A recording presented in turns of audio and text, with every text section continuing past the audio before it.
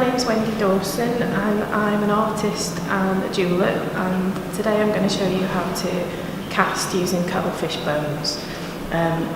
If you haven't seen them before, cuttlefish bones are washed up on the beaches when a cuttlefish dies, and it's part of the buoyancy of the fish.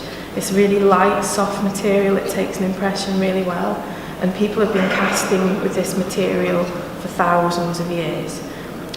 It's a really basic kind of gravity casting.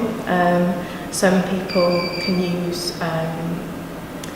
stone to cast into, or wood for really temporary casts, but this actually only allows you to cast one item. So once it's cast, the mould is no more, you can't use it again. So really simple kind of ring forms you can cast in cuttlefish. You can cast some degree of detail, but you can also clean them up. But something that they're really popular for is capturing this texture of the cuttlefish. So you can carve quite simple shapes in there and capture some of that texture.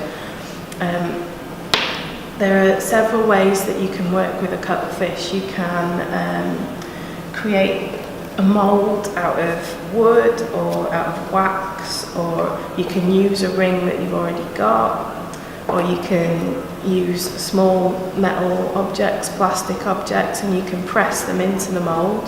They're a little bit more complex, those processes, so today I'm going to show you the simplest, which is just to carve into the material. So first of all, I have to cut my cuttlefish in half. So I've got a saw here with quite a coarse blade in it, because it's quite a soft material. I'm just going to cut it in half.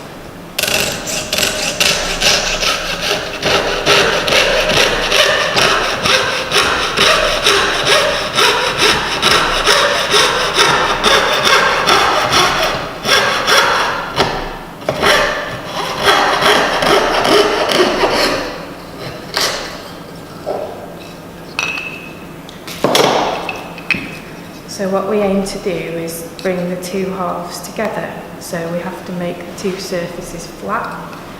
So we have to sand those down.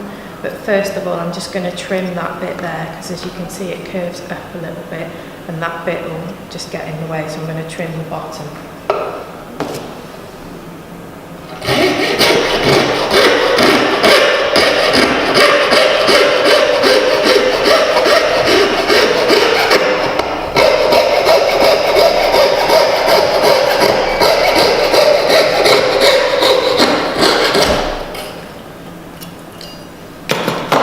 So I'll discard that little piece and I'll just work with these two halves. This material has got quite a hard shell on one side, and then on the other side is the soft area, so that's the bit that I want to sand flat on both pieces so that they'll fit together. So what I'm going to do is get a piece of sandpaper. I'm going to put a dust mask on. It's not a dangerous dust, but you don't want to breathe anything into your lungs anyway.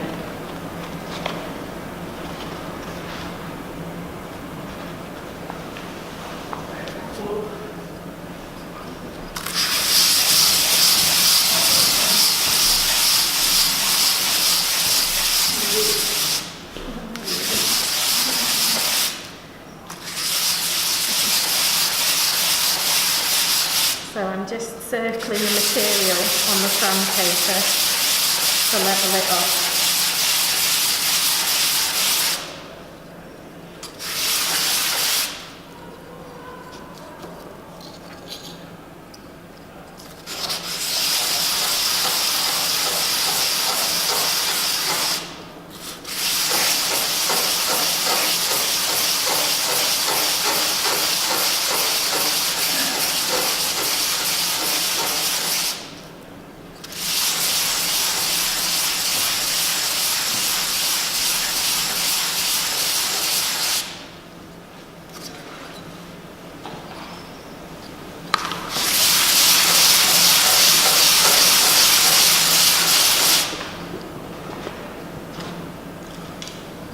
just make sure that the two halves fit together and you've got enough surface area to make your casting. So what I'm aiming for is to have my two halves of the mould really smooth and flat in as much of the surface area of the material as I can get. This could do with a little bit more, so I'm just gonna sand that a little bit more. My mask back on.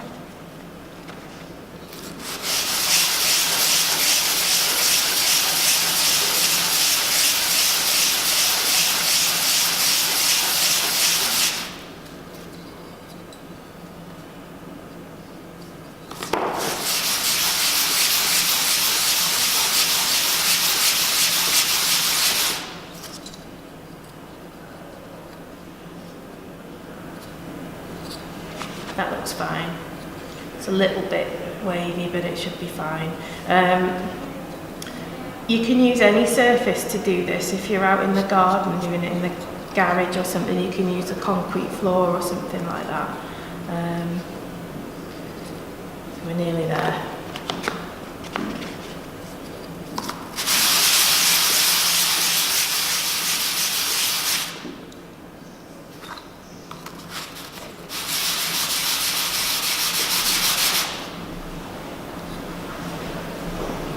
Right, I'm going to stop with that now. Okay, so I'll just get rid of that dusty material.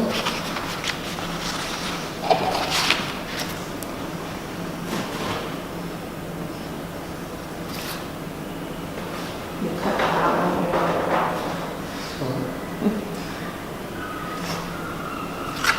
right, so next step is to carve into the material. So the kind of mould that I'm making is a 1/2 mould. So I'll carve into one piece of the cuttle fish and I'll leave the back blank. So that's the easiest way to do this. Is if you're a beginner and you've never done it before, it's a little bit more complex to press and master into the mould. It takes quite a bit of force, and you have to make registration marks so that you don't misalign it when you put it back together to cast it. So I'll do the simplest form now. So I'll choose my piece of cuttlefish that's got the smallest area, just so that I don't go over the edges. These surfaces now are really fragile. Any mark or anywhere that I touch them could become part of the casting, so you don't want to touch it too much. I've got an array of tools. You don't really need anything specialist. There's Stanley knives, you can use a penknife, you can get cheap wood carving tools from the market or something, and you can use these kind of wax carving tools, which are quite useful. So any of those you can use, but I'm just going to use a basic Stanley knife, I think. So I'll put my mask back on, just to keep the dust down.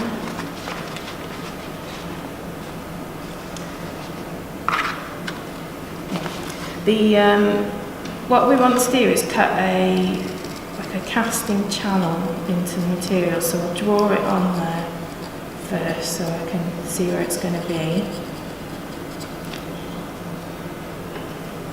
and then there'll be a little bit of a channel coming down from that, and I'm going to cast a really simple shape. I'm just going to cast a rectangle so that this could become a pendant or something like that.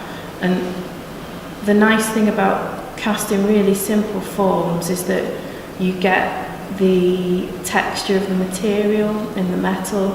So for instance, if you wanted to forge a ring, you could cast a strip or a billet this way, and then you could shape it afterwards. It's a little bit wonky. It's the pressure of doing it to camera.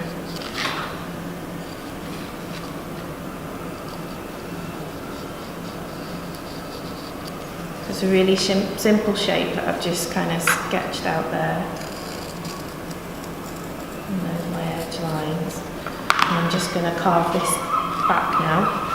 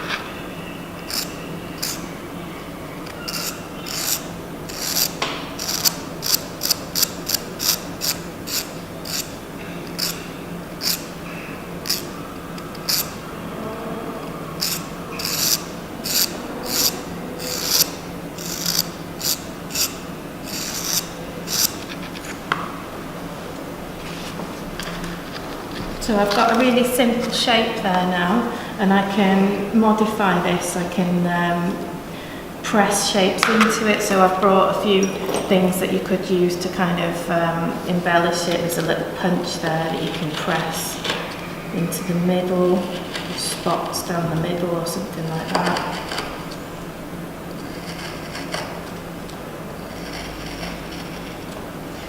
I can use the plus end on a screw. Oh, that one's one that I've made into a punch, so it's got like a little teardrop shape in it. Put those in the end.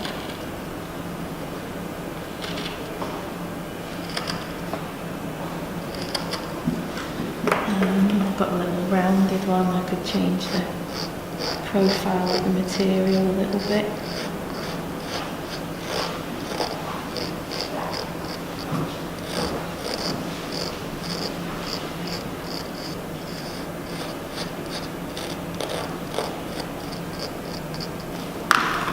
Get the idea.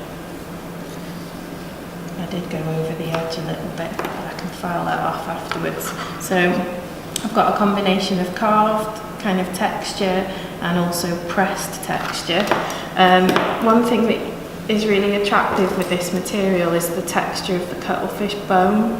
The metal kind of picks that up, so you can emphasise that by brushing over the areas where you've press the material and get it into the little bits of detail, and it kind of emphasises that uneven texture of the material. One mistake that people often make is they come with the brush and they brush all over the top, but if you do that you encourage the metal to flow outside of your casting, so don't brush everywhere, just brush the bit that you want the texture to remain. So that'll do. That's my simple sort of pendant mould, half of it. So now I want to put my other piece against there, and just with the knife I'll just mark out where my channel's going to be. The bigger you can make this, the better, because when it comes to handling hot metal, you want as big an area to aim for as possible. If you make a tiny little hole there, it's really difficult to get the metal into it. So make a nice big opening for the metal to flow, and then cut that away.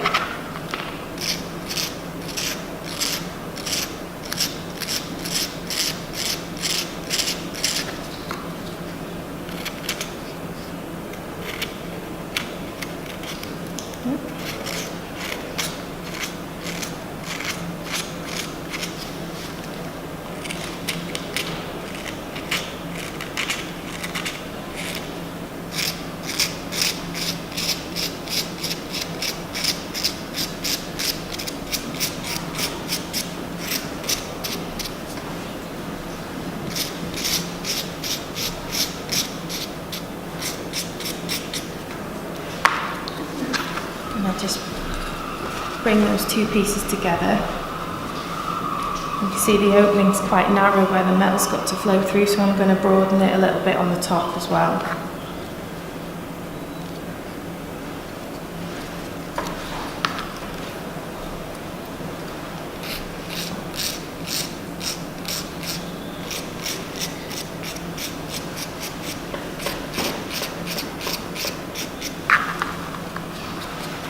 There we go.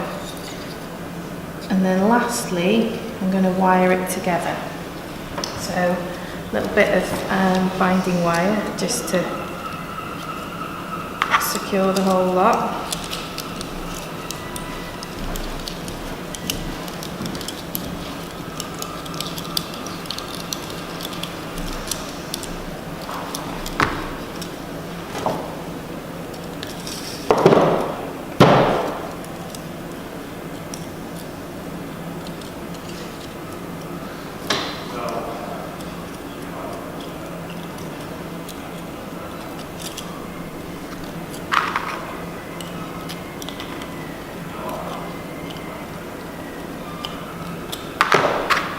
don't use tape or anything to do that because the heat of the metal will, you know, burn it. Right, so I have just wired it up just with some binding wire just to hold the two surfaces together. Sometimes if you're doing a more complex shape, it's worth mentioning that you might want to do some little channels coming away for the air to flow, but generally a simple shape like this you don't need it because it's porous material and the air will move away from there anyway. So that's all wired up and ready to go, and I can put that into my work area over there now. Right, so I'm going to melt the metal that's in the crucible now. This is just scrap silver that I've got on the workbench, but you can use anything, you know, old jewellery or anything like that you want to melt down.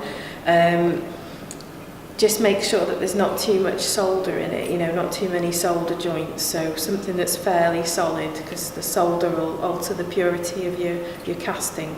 So in here I've just got pieces of silver, and it's got flux which has coated the inside of the crucible, and that is just basic household borax powder which you can get fairly readily. So I've got a little bit of that in here because I'll use it when I'm melting it down as well. I'm working on a heat resistant surface, so I don't want any metal to go on the bench that I'm using or anything like that, so I've got a heat resistant tile, these are heat resistant bricks, and over here I've got my cuttle fish waiting to take the metal, and that's on a surface that if I do spill metal it'll be caught in these grooves, so that these are all kind of safe working area. When I'm heating the metal, I tend to move it round in the crucible. It helps me to see whether it's hot enough, and I can see how the metal's moving. And then it's fairly quick to kind of pour it into there. But I'll just give it a little dash of flux before I move it over to the cuttle fish. So it's going to get a bit noisy now.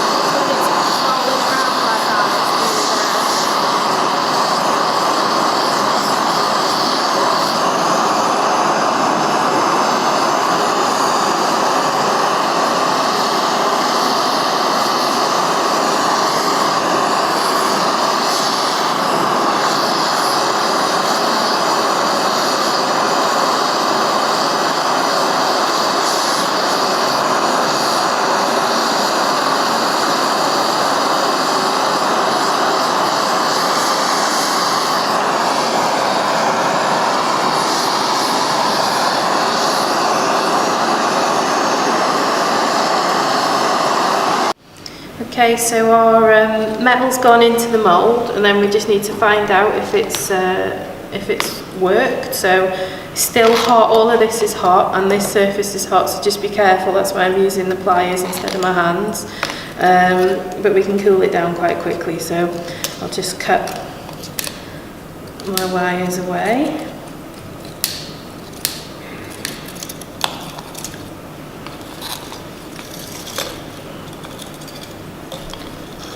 It's really smelly, but as you can see, the mould's completely burnt, so we won't be able to use it again, but it looks like the metal's flowed right to the bottom, which is great.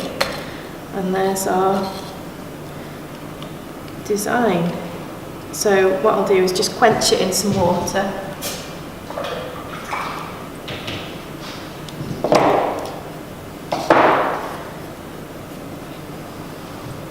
So there's our punched detail that I pressed into it, and you can see the texture of the cuttle fish.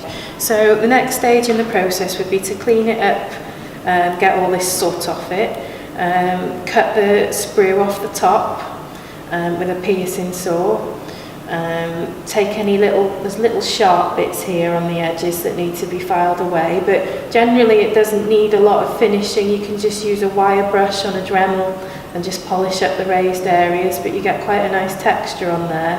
And then it could go into some sulphur just to patinate it and give it a bit of a darker tone perhaps, and then that's a nice pendant.